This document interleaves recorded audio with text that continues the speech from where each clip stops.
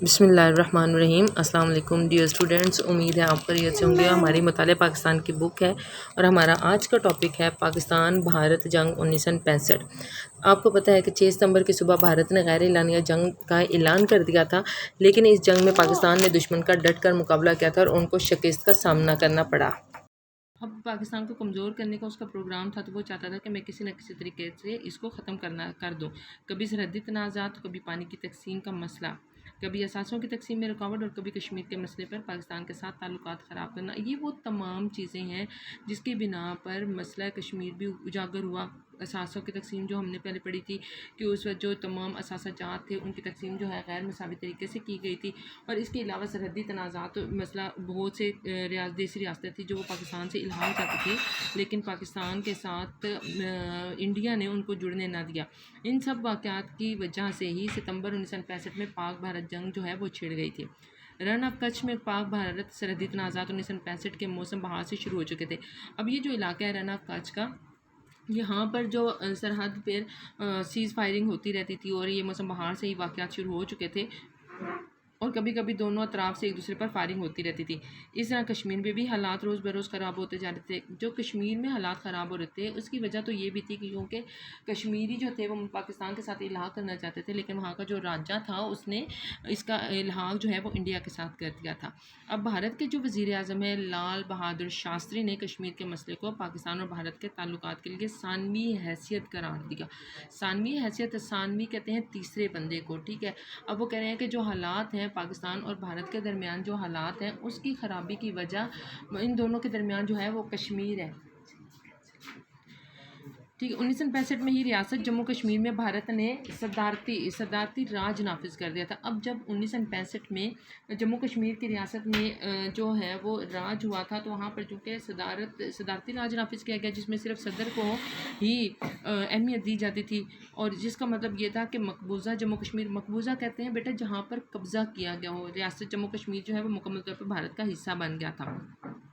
اس طرح کشمیری عوام نے اس بھارتی تسلط کے خلاف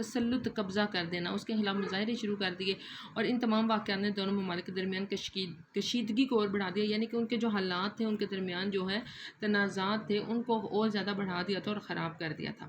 ہاں جی، آج ہم اس لیسن میں آپ کو تھوڑے سے جنگ کے اہم جو واقعات ہوئے تھے اس دوران وہ بھی بتائیں گے۔ اب آپ کو پتہ تو چل گیا ہے کہ جو 1965 کی جنگ تھی اس کی اصل وجہ کیا تھی، کہ انڈیا پاکستان کو کمزور کرنا چاہتا تھا اور اس پر قبضہ کرنا چاہتا تھا، کیونکہ اس وقت گاندھی نے یہ کہا تھا کہ اگر مجھے پتہ ہوتا کہ قائد اعظم جو ہیں وہ پاکستان بنانے کے 1 سال بعد ہی وفات پا جائیں گے تو میں کبھی بھی پاکستان بننے نہ دیتا۔ اور یہی وجہ تھی کہ بھارت نے ہمیشہ یہ کوشش کی تھی کہ پاکستان کو کسی نہ کسی طرح کمزور کرتے جائیں، اور بالآخر یہ ٹوٹا پھوٹا کمزور جو ملک ہے وہ پاکستان میں شامل ہو جائے گا۔ ہاں جی، مین ایونٹس اس کے کیا تھے کہ 6 ستمبر صبح 3 بجے بھارت نے غیر اعلانیہ جنگ کا آغاز کر دیا۔ غیر اعلانیہ یعنی کہ بتایا نہیں، اور اس نے پاکستان پر جو زبردستی ہے وہ مسلط جنگ کو کرنے کی کوشش کی تھی، اور بین الاقوامی سرحد عبور کرتے ہوئے مغربی پاکستان پر حملہ کر دیا۔ اب کیا ہوا کہ جو بین الاقوامی سرحد نافذ کی گئی تھی، بنائی گئی تھی، جس وقت پاکستان اور انڈیا کو تقسیم کیا گیا تھا، تو اس وقت جو سرحدی لائن کھینچی گئی تھی اس پر حملہ اس کو عبور کر لیا اور مغربی پاکستان پر حملہ کر دیا۔ ان میں سے لاہور سیکٹر، رن آف کچھ، سیالکوٹ، چونڈا اور کشمیر وغیرہ کے محاذ شامل تھے۔ اب یہ جو مین علاقے تھے، اب اس نے یہ نہیں کیا تھا کہ کسی ایک راستے سے وہ پاکستان میں قبضہ کرنا چاہتا تھا، بلکہ اس نے مختلف ادوار سے، مختلف طریقوں سے پاکستان پر حملہ کرنے کی کوشش کی، اور مختلف علاقوں سے انہوں نے حملہ کیا۔ اس میں سے لاہور کا جو علاقہ تھا وہ بھی تھا، اس میں رن آف کچھ کا علاقہ تھا، سیالکوٹ تھا، اور سیالکوٹ کے علاقے چونڈا سے اس نے پاکستان میں داخل ہونے کی کوشش کی تھی، اور اس کے ساتھ ساتھ کشمیر وغیرہ جو تھے اس میں بھی وہ شامل ہونے کی کوشش کی تھی۔ اب جب بھارت نے غیر اعلانیہ جنگ جو ہے وہ پاکستان پر لاگو کر دی تھی، تو اس وقت کے جو صدر تھے جنرل ایوب خان، انہوں نے قوم سے خطاب کیا تھا، ریڈیو اور ٹی وی پر قوم سے انہوں نے وہ مخاطب ہوئے، اور انہوں نے قوم سے یہ خطاب کیا تھا کہ ہمارے جو بہادر سپاہی ہیں وہ دشمن کو پسپا کرنے کے لیے آگے بڑھ رہے ہیں، پسپا یعنی کہ ان کو شکست دینے کے لیے آگے بڑھ رہے ہیں، اور پاکستان کی جو مسلح افواج ہے بہادری کا مظاہرہ کریں گے۔ اب جو ان کی افواج ہیں یعنی کہ فوج جو ہے پاکستان کی، وہ انشاءاللہ ان کا ہر طریقے سے بہادری سے مقابلہ کرے گی، اور یہ ناقابل شکست جذبے سے دشمن کو شکست دے گی، یعنی ان میں یہ جذبہ موجود تھا کہ ہم شکست نہیں لیں گے ان سے، بلکہ ہم نے پاکستان کو اتنی قربانیوں کے بعد حاصل کیا ہے، تو ہم انشاءاللہ پاکستان کو کبھی بھی پاکستان پر دشمن کو قبضہ نہیں کرنے دیں گے۔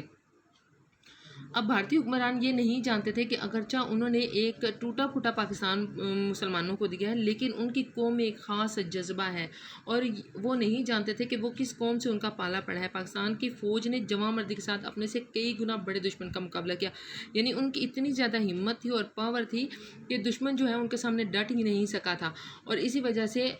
پاکستان کے جو عوام تھے وہ بھی اپنی قوم کا، اپنی فوج کا انہوں نے بھرپور ساتھ دیا تھا، اور ملی نغموں نے عوام اور فوج کے جذبے کو مزید بڑھایا۔ اور اس وقت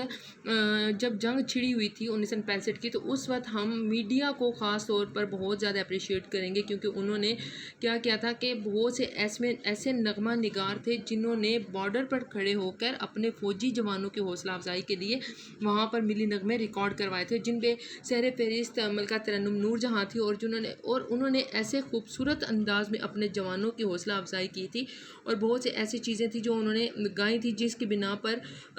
جو جوان ہیں، فوجی جوان ہیں، وہ اپنے ملک کے لیے اور زیادہ جذبے سے لڑے تھے، ٹھیک ہے، جس میں سر فہرست ان کا جو ملی نغمہ تھا کہ اے پتر ہٹاتے نہیں بکتے، اس نے بہت زیادہ جو فوجی جوان تھے ان کے خون کو گرمایا تھا، اور دشمن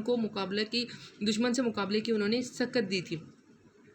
اب اس کے ساتھ ہم آگے بڑھتے ہیں تو لاہور واقعہ کے محاذ پر میجر راجہ عزیز بھٹی، ان کو کون نہیں جانتا، ان کی شخصیت ایک جاندار حیثیت رکھتی ہے۔ 1965 کی جنگ میں انہوں نے اپنے پرعزم ارادوں کے ساتھ دشمن کا ڈٹ کر مقابلہ کیا تھا، اور دشمن کے کو اپنے علاقے میں داخل ہونے سے روکے رکھا۔ انہوں نے اپنی جان کا نذرانہ تو پیش کر دیا، مگر دشمن کو کامیاب نہ ہونا دیا، یعنی کہ اپنی جان کی قربانی انہوں نے دی تھی۔ اس میں آپ ان کی ہمتوں اور جو جذبہ تھا، جذبہ حب الوطنی، اس کا کوئی مثال نہیں، اس کا کوئی ثانی نہیں ہے۔ انہوں نے بمبا والی بیدیاں نہر جو تھی اس پر انہوں نے مقابلہ کیا تھا دشمن کا، اور دشمن کو وہ علاقہ جو ہے جس کو ہم BRB نہر کے نام سے جانتے ہیں وہ عبور نہیں کرنے دی تھی، اور اپنے 7 دن اور 7 راتیں مسلسل انہوں نے جا کر دشمن کا مقابلہ کیا تھا، اور اسی بہادری کے صلے میں جب ان کی جان جو ہے وہ خالق حقیقی سے جا ملی تو ان کو نشان حیدر سے نوازا گیا تھا۔ جی، یہ تھوڑے سے جو پوائنٹس ہیں جس کے بارے میں جنگ کے اہم واقعات ہیں ان کے بارے میں آپ کو بتایا گیا ہے، تو اس کو اچھے طریقے سے آپ لوگ سمجھیے گا، اور اس کے پاکستان حاصل کرنے کے پیچھے جو جذبہ کار فرما تھا، اور اس کو بچانے کے لیے فوج نے جس قدر جواں مردی سے مقابلہ کیا تھا دشمن کا، اس کو ہم کبھی بھی نہیں بھول سکتے۔ اوکے جی، اللہ حافظ۔